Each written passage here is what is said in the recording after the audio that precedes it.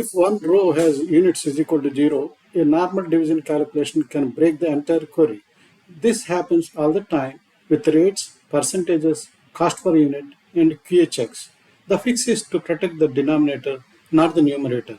NULLIF units of 0 means if units is 0, return null instead of 0. Let me show the error first, then we'll fix it. Here I have 4 billing rows. Notice claim 103 has units equal to 0. That is the row that will break a normal division calculation. If I calculate amount per unit normally, SQL Server hits the 0 denominator and throws a divide by 0 error. Now I protect the denominator with NULLIF. If units is 0, NULLIF returns null instead.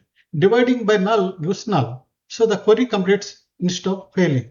NULLIF prevents the error, but it does not explain why units is 0. In production, I may flag that row for review. Use NULLIF when 0 is possible denominator and you want the query to stay safe, but still investigate why that 0 exists. Use NULLIF when your denominator might be 0. Amount divided by null does not throw a divide by 0 error. It returns null for that row.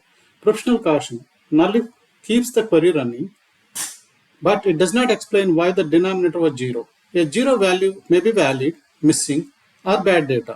Decide whether to leave null, replace it, filter it, or investigate it.